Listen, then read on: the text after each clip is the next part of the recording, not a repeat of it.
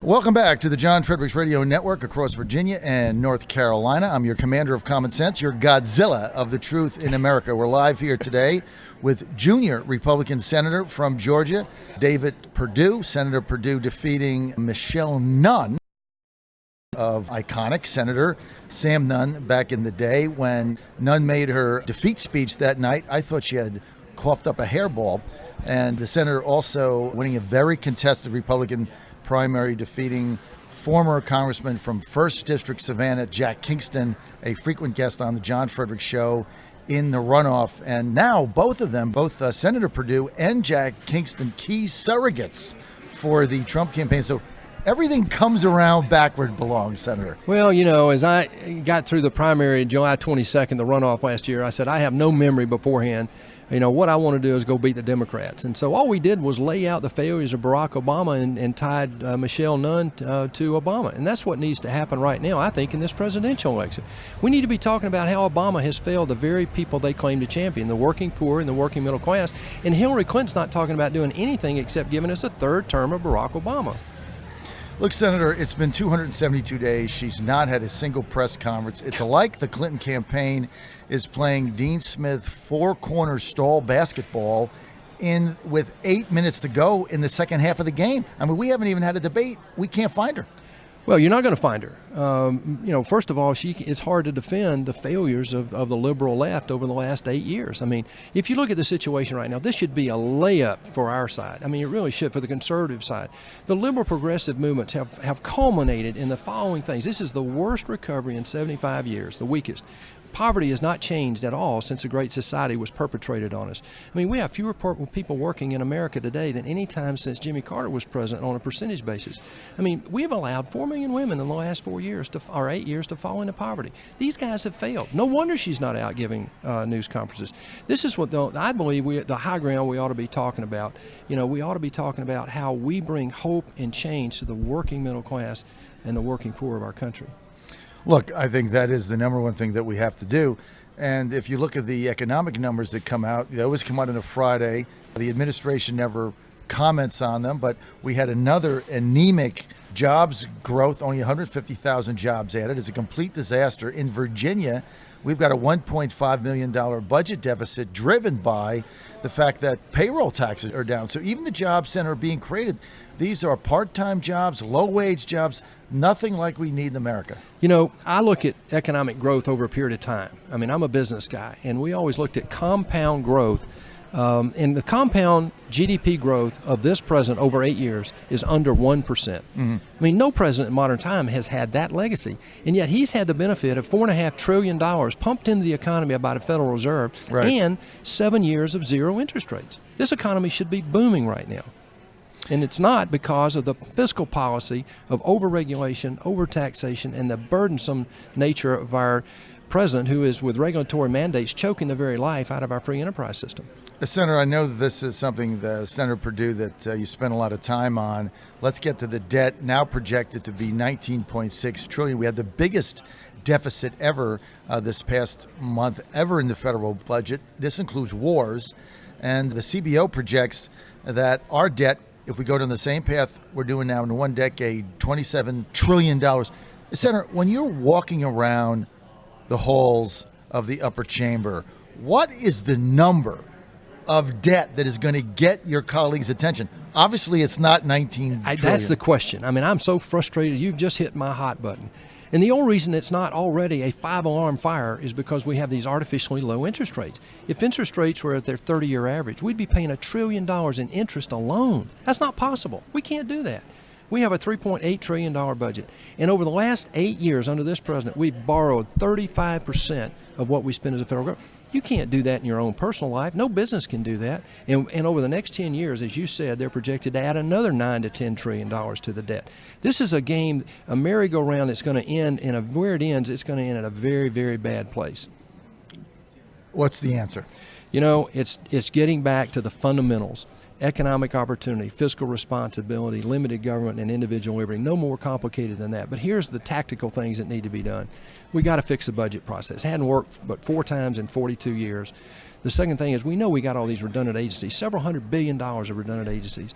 This economy can bust out if we just get the government out of the way. We know that we got to save Social Security and Medicare, whose trust funds go to zero in 15 years. And lastly, if we don't solve and arrest the spiraling nature of healthcare costs, none of the rest of it will matter. This is the John Fredericks Radio Network across Virginia and North Carolina. We're with Georgia Junior Republican Senator David Perdue. He's also a key surrogate for the Donald Trump for President campaign. Senator, let's get to Georgia. I look at this as a state. I've spent a lot of time there. As you know, I can't imagine Hillary Clinton carrying Georgia, but some public opinion surveys have come out and suggesting that the state might be in play. John, this is the thing that I think that we should learn from my race in 14 is that the national polls came down there and thought they missed my race by some 13 or 14 points. At least. And I think they're missing this presidential race nationally as well. The second thing is they want Georgia to be a purple state in the worst way, and it's just not. People down there are concerned about the direction of the country. Donald Trump won Georgia handily over Ted Cruz, who had a big organization there in the state. That surprised some people. On Super Tuesday. Right. But, what I see right now is that the people down there are trying to export our ethos outside of Georgia. We want to win Georgia, get Georgia out of play early, and then head to some of these states where we do need help and make sure that we put Donald Trump as the next president of the United States. Well, the same public opinion surveys in Georgia also showed a competitive race between Nathan Deal and Jason Carter for governor, and that was a blowout. I think, what did Deal win by 13? No, he and I both won by similar numbers. I mean, we actually got a few more votes, but I think the whole thing there is the Democrats put up a name in Carter and a name in Nunn. They brought up their legacy names, and they thought they'd come steal both the governor's position and the Senate position, and it just wasn't there. The grassroots stood up. They got out and voted, and we won by over 8 points. And, oh, by the way, the Libertarians got 2 points. So that's a 10-point deficit the Democrats are still behind in Georgia. I just don't see it as a purple state anytime soon.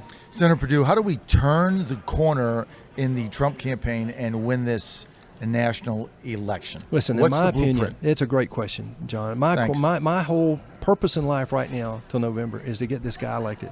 He's an unusual candidate. I was an outsider. This guy is an outsider. He's a business guy. He's listening to the people back home. I mean, the primary vote was up 62%. Turnout was up 62%. I mean, he got almost 14 million votes. That's never happened in a primary before. There's something going on here. I mean, this guy actually won Michigan and Mississippi the same day. I believe this guy offers our best chance to beat Hillary Clinton, reverse the progressivism that's been pervasive over the last 8 years, and set the direction of our country that'll make any president in the past, including Eisenhower and Reagan, pale in comparison. I think we've got a guy that is perfect for our time in history right now.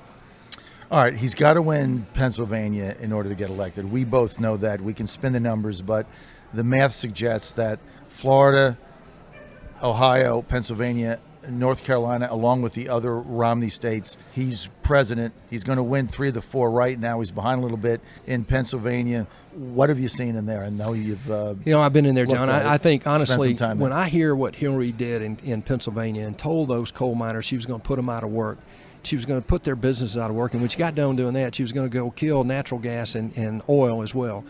The table is set. I think the polls in Pennsylvania are missing this big time because there are a lot of new voters in Pennsylvania that the polls aren't picking up. Let me give you an example. If you aren't a primary voter, most of these polls don't pick you up. Right. Because that's one of the screens they get to see if you're a serious voter. Well, with 62% new primary voters, a lot of those people never voted in a primary before. Right. So they're never going to get picked up by the polls. And then you got the error that we saw in our race where some of these things are manipulated. And I think, honestly, to win in Pennsylvania, we've got to convince the unions and the working people of Pennsylvania, particularly Western Pennsylvania, to get out and vote, that this is the way to turn the tide and get our economy going again. Okay, Senator, we're almost out of time. Final question here. I do have to ask you this. A lot of people thought that Mr. Trump was going to change, soften, or otherwise alter his position on illegal immigrants that are in the country now. Now, he's not done that in a speech in Phoenix, obviously, the other day. He's been 100% consistent all the way through. How do you see this playing out? Listen, I think this is, among other things that he's done, one of the great things that exemplifies himself as a leader, a business guy that knows how to go face to face and deal with somebody that's your adversary potentially. But it's not the only thing. I mean, if you look at it, Mike Pence said you can't fake great kids, and his kids are they are the real deal. Got I know that right. They're the real deal.